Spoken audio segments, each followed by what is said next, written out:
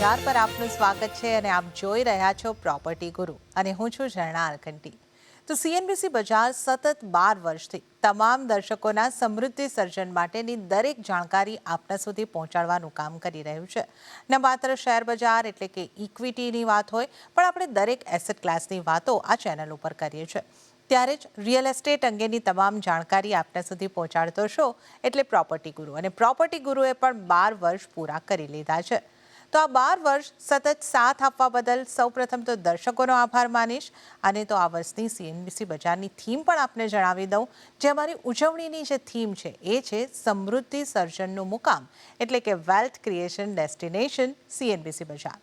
અને રિયલ એસ્ટેટમાં સમૃદ્ધિના તમામ મુકામને હાંસલ કરનાર વ્યક્તિ એટલે ડૉક્ટર નિરંજન હીરાનંદાણી. તો આજના આ સ્પેશિયલ શોમાં અમે આમંત્રિત કર્યા છે નિરંજન હીરાનંદાણીજીને, જેઓ હીરાનંદાણી ગ્રુપના એમડી અને નરેટકો નેશનલના ચેરમેન છે. નિરંજન સર, આપનું સ્વાગત છે આ ખાસ શોની અંદર. આપણે 12 વર્ષ સીએનબીસી બજારના પૂર્ણ કર્યા છે અને આપ સતત આ 12 વર્ષથી અમારી સાથે જોડાયેલા છો. તો સૌથી પહેલાં આપના મતે સીએનબીસી બજારની આ 12 વર્ષની સફર કેવી રહી, જેમાં પૂરેપૂરો આપનો સહયોગ રહ્યો છે? જય શ્રી કૃષ્ણ. બહુ આનંદ થાય છે કે તમારા સાથે 12 વર્ષ તમારા થયા અને 12 વર્ષ તમારા સાથે અમારો સંપર્ક રહ્યું છે. તો આ બધું બહુ મજાનું રહ્યું છે. ને આપણે જોવા જઈએ તો આપણે જે ટ્રાન્ઝિશન થયું છે એ રિયલ એસ્ટેટમાં જે શરૂઆત થઈ હતી અને આજે છે એમાં એટલું બધું અંતર છે કે આપણે વિચાર કરીએ કે કંઈક ક્રાંતિદારી અંતર થઈ ગયું છે આ 12 વર્ષમાં. વચમાં ડાઉન પણ થઈ ગયું, કોવિડના ટાઈમે ચેન્જીસ આવી ગયા, હમણાં એ બધું ઇન્ફ્લેશન ને વોર થયું છે, પણ પ્રોપર્ટી ગુરુ તો એનો રિપોર્ટિંગ કન્ટિન્યુઅસલી બહુ સરસ રીતે કરે છે. એટલે તમને બધાને બધાય ને તમારા બધા જે વ્યુઅર્સ છે એને નમસ્કાર. જી નિરંજન સર, અને જે રીતે મેં આપને કહ્યું કે આપનો આભાર ફરીથી માનીશ, કારણ કે સતત 12 વર્ષથી આપ અમારી સાથે સંપર્કમાં રહ્યા છો અને આ 12 વર્ષની ઉજવણી છે જેની થીમ સીએનબીસી બજારે જે રાખી છે કે સમૃદ્ધિનું મુકામ એટલે વેલ્થ ક્રિએશન ડેસ્ટિનેશન. અને મેં જે રીતે અગાઉ જણાવ્યું કે રિયલ એસ્ટેટ ક્ષેત્રના તમામ મુકામ હાંસિલ કરનારી હસ્તી, રિયલ એસ્ટેટના ટાઇકૂન આપ અહીંયા આગળથી છો. ત્યારે આપની પાસેથી સૌ અમારા દર્શકો માટે ખાસ કરીને એ જાણવું છે કે શરૂઆત કરીને અહીંયા સુધી પહોંચવું એ જર્ની ખાસી એવી મહત્ત્વની હોય છે. તો આપની આ ઘણી લાંબી જર્ની છે. કદાચ આપણે એને ડિસ્કસ કરીએ તો આ આપણો જે અડધો કલાકનો શો છે એનો ટાઈમ ઘણો જ ઓછો પડે, પણ એવી કોઈ હાઇલાઇટ્સ આપની જર્નીની શરૂઆતથી આપણે જો વાત કરવી હોય, કોઈ આપની જર્નીની હાઇલાઇટ્સ અમને જણાવી શકો? 45 યર્સની સ્ટોરી તો બહુ લાંબી છે. આપણે 12 વર્ષની સ્ટોરી ગણતરી કરીએ ને તો પણ આનંદ રહે છે.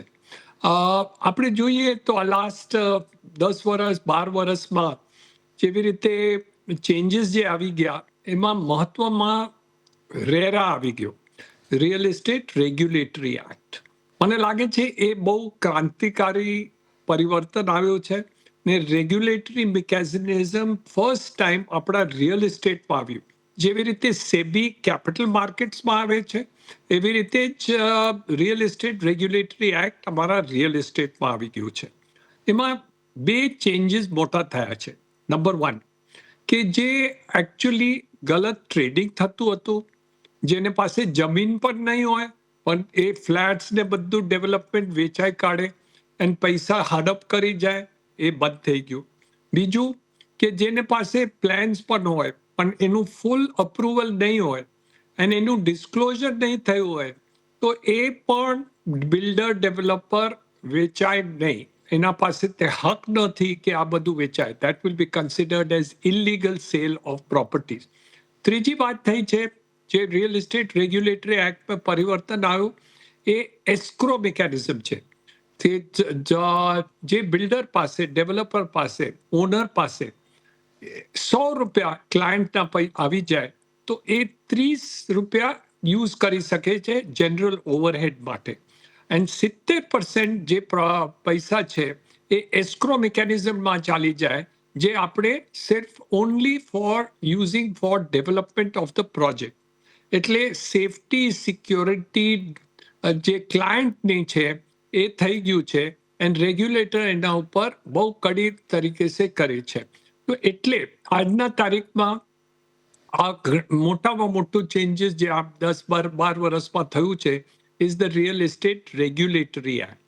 અને એના કારણે મેઇન જે આપણે પાસે ફ્લાય બાય નાઇટ ઓપરેટર હતા, જે ડેવલપમેન્ટ લાઇનમાં આવી ગયા હતા, એ કમ્પલસરી આમાંથી નીકળી ગયા છે.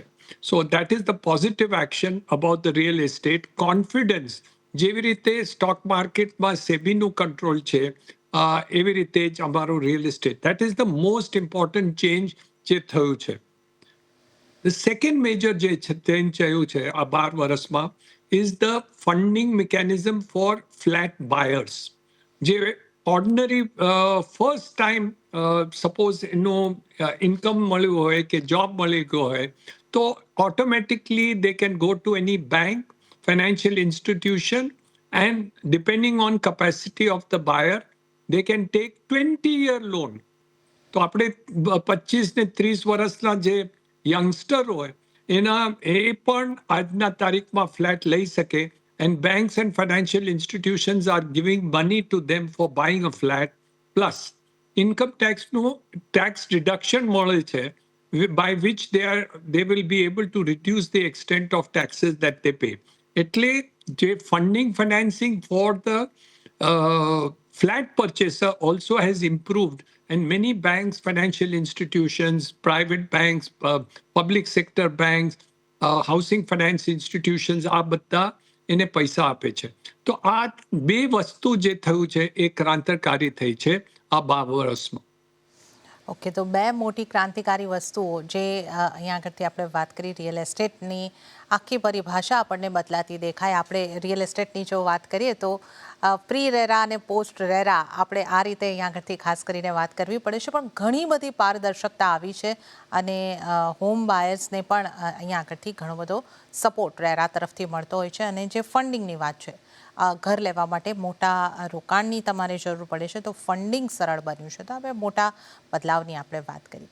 પણ નિરંજન સર, જે આપના વિઝનની વાત કરીએ, આપનું વિઝન હંમેશા ખૂબ દૂરદર્શી રહ્યું છે.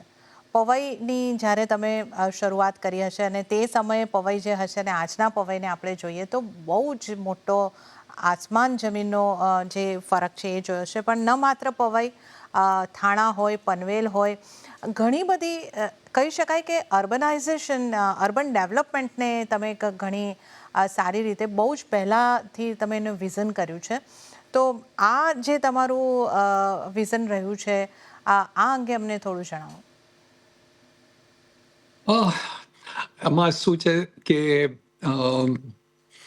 હવે પહેલા મેં જ્યારે શરૂઆત કરી પવઈમાં સ્ટાર્ટ કરેલું, એટલે અમારો વિચાર એક જ હતું કે જે આજના પહેલા જે ટાઉન પ્લાનિંગની જે રૂલ્સ રેગ્યુલેશન્સ હતા એમાં શું છે, રેઝિડેન્શિયલ સેક્ટર એક બાજુ હતું, એની જે કમર્શિયલ છે અલગ, રિટેલના એરિયાઝ અલગ હતા, સ્કૂલ કોલેજીસ અને બધા એરિયા અલગ અલગ હતા. તો એટલે બધાને ટ્રાવેલ કરીને પહોંચવાનું પડે છે. અમારો એક જ વિચાર હતું કે જે અમે ટાઉનશીપ બનાવશું, જે પવેનની વિચાર હતી, એમાં કમ્પ્લીટ આ 250 એકરની અંદર અમે બધી જે સુવિધા તમને જોઈએ એ માત્ર એક જ જગ્યામાં બની જાય.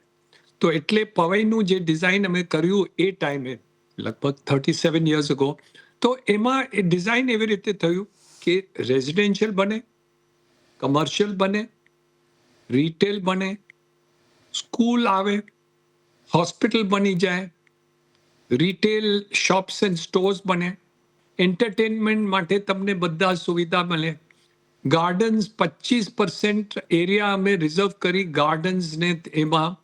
તો 250 એકરમાં 25%, નિયરલી 40-50 એકર્સ ગાર્ડન્સ બની ગયા. એન્ડ ફૂટપાથ્સ અમે મોટા બનાવ્યા. તો આપણે પવઈમાં ક્યાં પણ ચાલીને જઈએ તો આ બધું હતું.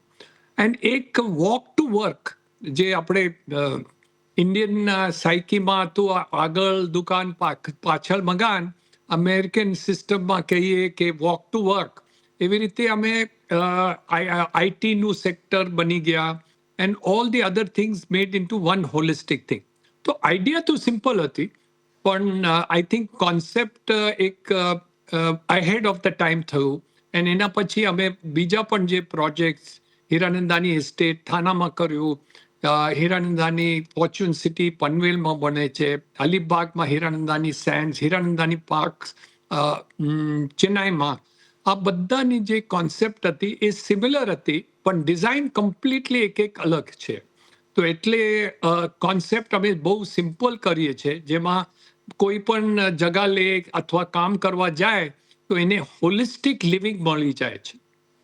જી, અને આના પર જ નિરંજન સર, મારે આગળ તમને એ પૂછવું હતું કે જે પનવેલ છે, શું પનવેલ હવે નેક્સ્ટ પવઈના જેવું બની શકે છે? ટાઉનશીપ ડેવલપમેન્ટ પર તમે પહેલેથી જ ઘણું સારું વિઝન રાખ્યું છે અને અલીબાગની ને એ જ એક અલગ છે, એ ચર્ચા આપણે કરીશું. પણ પનવેલ હવે એરપોર્ટ પણ આવી ગયું છે અને પનવેલનું કેટલું તમે આગળનું ફ્યુચર જોઈ રહ્યા છો? પવઈનું એરિયા લગભગ 250 એકર છે, પનવેલ લગભગ 450 એકર છે. તો એક તો એનું સાઇઝ મોટું છે પહેલા કરતા. સેકન્ડ પોઈન્ટ જે હતું કે the total area is newly develop and target છે કે દેવેન્દ્ર ફડણવીસ અમારા મુખ્યમંત્રી સાહેબનું એક ટાર્ગેટ છે કે એ મુંબઈ 3.0 જેમાં આપણો પ્રોપર્ટી આવે છે એમાં he wants to make a $1 trillion economy in the next 5 to 7 years. Means development ત્યાં બહુ સરસ રીતે થશે. થર્ડ જે આપણે તમે જિકર કરી, એરપોર્ટ આવી ગઈ છે and that is very close to our project site. So all in all foreign educational institution લગભગ 5 મોટા મોટા યુનિવર્સિટી, ફોરેન યુનિવર્સિટી ત્યાં આવશે, આઈટી આવશે, કમર્શિયલ એસ્ટાબ્લિશમેન્ટ આવશે, એક એરોસિટી બને છે and all these are brand new developments. તો મને લાગે છે કે the future of Mumbai is Mumbai 3.0 and એટલે આપણા જે હીરાનંદાની ફોર્ચ્યુન સિટી છે that will be one of the areas of Mumbai 3.0, which is the future of Mumbai, Maharashtra, પણ all India માં આ centric થઈ જશે. So that is my belief and we are going very strong in that project. Niranjan sir, આપણે મુંબઈના ઘણા વિસ્તારોની વાત કરી, આપની દૂરદર્શીની વાત કરી. ગિફ્ટ સિટી ગુજરાતનું એક ખાસું એવું જે મહત્વકાંક્ષી ગિફ્ટ સિટી જે બની છે, ત્યાં પણ આપનો પ્રોજેક્ટ ઘણી શરૂઆતથી આવી ગયો હતો. તો ગુજરાતના રિયલ એસ્ટેટમાં પણ આપની દૂરદર્શિતા જે છે પહેલાંથી જ રહી છે. ગિફ્ટ સિટીનું હવે કેવું ફ્યુચર જોઈ રહ્યા છો? અને આની સાથે જો એક બીજો સવાલ પણ ઇન્ક્લુડ કરી રહી છું કે આગળના રિયલ એસ્ટેટના ગ્રોથ ડ્રાઈવર શું બનશે? જે રીતે અહીંયા આગળ આપણે મુંબઈમાં ઘણું બધું ડેવલપમેન્ટ જોઈ રહ્યા છે ઇન્ફ્રાસ્ટ્રક્ચર વાઇઝ, ગુજરાતમાં સ્પોર્ટ્સને અમદાવાદને ખાસ કરીને સ્પોર્ટ્સ હબ બનાવવામાં આવી રહ્યું છે, તો સાણંદ જેવા વિસ્તારોમાં સેમિકન્ડક્ટરને લઈને ખાસું ત્યાં નવી નવી ફેક્ટરીઓને એની શરૂઆત થઈ રહી છે. તો રિયલ એસ્ટેટ માટે આ બધી વસ્તુઓ ગ્રોથ ફેક્ટર્સ બનશે? અન્ય પણ તમે કોઈ ગ્રોથ ફેક્ટર્સ જોઈ રહ્યા છો? આપણે આંકડા જોઈએ તો આ લાસ્ટ 6 મહિનામાં આપણું ગ્રોથ ફેક્ટર જે સેલ થયું છે it is the highest in 5 years. તો આપણે સમજીએ કે ગ્રોથ ફેક્ટર તો આ હેડવિન્ડ્સ છે આપણા મિડલ ઇસ્ટની જંગના કારણે, તો પણ આપણું લાસ્ટ 6 monthsમાં સેલ જે થયું છે રિયલ એસ્ટેટની અંદર આંકડા વધારે દેખાય છે. તો already this is there. Number 2, અમારા દેશનું જે જીડીપી ગ્રોથ છે ઇટ ઇઝ નાઉ 7.4% જીડીપી. તો એટલે 7.4 ગણતરી કેવી રીતે જોવામાં આવે છે કે it is the fastest growing nation in the world. Number 2. Number 3, real estate જે ગ્રોથ થયું છે આ વર્ષે લગભગ 12 થી 13% ગ્રોથ થશે. આ ક્રિસિલનું સ્ટેન્ડર્ડ એન્ડ પુઅરનું આંકડા છે કે અમારા દેશમાં growth of real estate this financial year will be 12 to 13%. તો એટલે આ તમે આંકડા સાથે જોઈએ તો I think it is there. અમારું ડર હતું જરા કે ઇન્ફ્લેશન જંગના કારણે જેમ પેટ્રોલના ભાવ લગભગ $100 થઈ ગયા હતા, $100 થઈ ગયા હતા, એટલે એ પણ હવે ઓછું થઈ ગયું છે. It is now around 74-76. તો એટલે જે ઇન્ફ્લેશનનું ડર હતું એ પણ હવે મને લાગે છે ઓછું થાય છે એન્ડ ઓવરઓલ ગ્રોથના ઉપર જે પ્રોબ્લેમ થવાનું હતું એ નહીં થાય. So all in all, growth of real estate is definitely going to improve over the next 3-4 years. Manufacturing પણ વધે છે, વેરહાઉસિંગ, ઇન્ડસ્ટ્રીયલ આ પણ થાય છે. જેવી રીતે આપણે ડોલારાના છે, આ બધી ચિપ્સની આઈડિયા છે. હવે આપણે ગિફ્ટ સિટીમાં સિટીની ગ્રોથ હવે મેં લગભગ 10 વર્ષ પહેલા આપણે સિગ્નેચર સિટી બનાવ્યું હતું. સિગ્નેચર બિલ્ડિંગ ગિફ્ટ સિટીમાં first SEZ building in gift city, ત્યારે કોણ આવવા માટે તૈયાર નહોતા. હવે આજના તારીખમાં 40 બિલ્ડિંગ લગભગ સ્પેશિયલ ઇકોનોમિક ઝોનની અંદર બની ગયા છે, બને છે ને બની ગયા છે. તો એટલે આપણે ઓવરઓલ જોવા જઈએ તો GIFT City has a great future for that as an international financial centre, જેમાં I think over a period of years more and more business is there. And Finance Ministry also is giving a lot of concession to them. Recently, અમારા ઉદય કોટક સાહેબ પણ ત્યાંના chairman બની ગયા છે. તો મને લાગે છે કે એનું ઉત્સાહ પણ થશે, because he is also a growth minded person and a very forward looking banker રહ્યા છે. તો એટલે I think Gift City will get another boost in the next couple of years with his leadership. And of course, પ્રધાનમંત્રી નરેન્દ્ર મોદીજીનો પણ હાથ છે ત્યાં, and original vision પણ એના સાહેબનું જ છે. તો એટલે મને લાગે છે આ બની મનીને I think GIFT City will have a great future. So real estate is going to grow,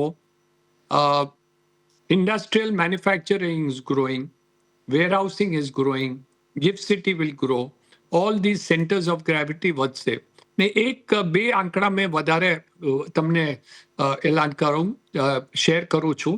એક તો નેશનલ હાઈવેઝ અમારા દેશમાં, ભારતમાં લગભગ 35 કિલોમીટર નેશનલ હાઈવેઝ રોજ બને છે. Every single day we are constructing 35 kilometers of national highway, which is fantastic. Railway પણ છે. 5 વર્ષની અંદર અમારા એરપોર્ટ્સ ડબલ થવાના છે. મુંબઈમાં નવા એરપોર્ટ ખુલી ગયા છે, નવી મુંબઈ એરપોર્ટનું. So all in all development, infrastructure, growth, અમને લાગે છે કે બીજા 5 વર્ષ બહુ ફેન્ટેસ્ટિક થવાનું છે. So real estate will grow, but country will grow. That is more important. And all aspects of this will grow. Education, health, finance, retail, આ બધું growth હશે. એટલે we are looking very forward to this Viksit Bharat. And I think there is great prosperity for people of India. Okay, તો વિકસિત ભારતની આગળથી વાત છે અને રિયલ એસ્ટેટને માટે પણ આગળ પણ ગ્રોથની ઘણી બધી શક્યતાઓ આપણે જોઈ રહ્યા છે. પણ નિરંજન સર, આખરીમાં છેલ્લે મારે આપણા દર્શકોને માટે એ આઈડિયા આપવો હતો કે એક ખાસી ચર્ચા આપણે જે જોઈ રહ્યા છે કે વેલ્થ ક્રિએશન માટે જે અહીંયા આગળથી ચર્ચાનો વિષય છે કે રિયલ એસ્ટેટ, અમુક લોકો કહે છે કે વેલ્થ ક્રિએશન માટે નથી, અમુક લોકો કહે છે કે રિયલ એસ્ટેટ વેલ્થ ક્રિએશનનો મૂળભૂત પાયો છે અને આ આપણે વર્ષોથી પરંપરાગત રીતે જોઈ રહ્યા છે. તો આ અહીંયા તમારો પ્રતિભાવ શું છે? અને સાથે સાથે એક બીજો ક્વેશ્ચન પણ અહીંયા હું ઉમેરું છું, કારણ કે થોડો સમયનો અભાવ આપણી પાસે છે એટલા માટે, કે હવે આગળ જેમણે રિયલ એસ્ટેટમાં ઇન્વેસ્ટ કરવું હોય તો પહેલાં તો ઘર કે તમે કમર્શિયલ દુકાન કે એવું કંઈ ખરીદો અને જમીન, એ ઓપ્શન હતા. હવે રીટ્સ છે, પછી જો આપનો પ્રોજેક્ટ છે હીરાનંદાની સાયન્સ, એવી જે ફરવાની જગ્યાઓ છે એવા ડેસ્ટિનેશન પર છે, તો ક્યાં ઇન્વેસ્ટ કરવાના તમે સારા વિકલ્પો જોઈ રહ્યા છો? પોઈન્ટ નંબર 1, જે આપણે એસ્ટેબ્લિશ્ડ એરિયાઝ છે, જેમાં આપણે સિટી સેન્ટર્સ ગણાય અથવા એના પેરિફરલ એરિયાઝ ગણાય, એમાં I think growth is going to be maximum, because urbanisation ઘણું બધું થવા માંડ્યું છે. આપણે ઇન્ડિયામાં જોવા જઈએ તો 10 વર્ષ પહેલા 38% માણસો અર્બન એરિયાઝમાં રહેતા હતા. હવે it has already gone to 42-44%. Now this is going to go up to 50 plus. મને અર્બન સિટીઝની અંદર વધારેમાં વધારે, પહેલા આપણે બધા ગ્રામીણ ભાગમાં રહેતા હતા, હવે અર્બનાઇઝ થયું છે. So growth of cities and everything in the future is going to be much faster than in the past. Second, GDP growth, આપણા મલ્ટીપ્લાયર ઇફેક્ટ જે થાય છે રિયલ એસ્ટેટના કારણે, 260-270 ઇન્ડસ્ટ્રીઝ અફેક્ટ થાય છે. સિમેન્ટ છે, સ્ટીલ છે, ટાઇલ્સ છે, વાયર છે, બધું છે. તો multiplier effect in terms of multiplier effect ઘણું છે.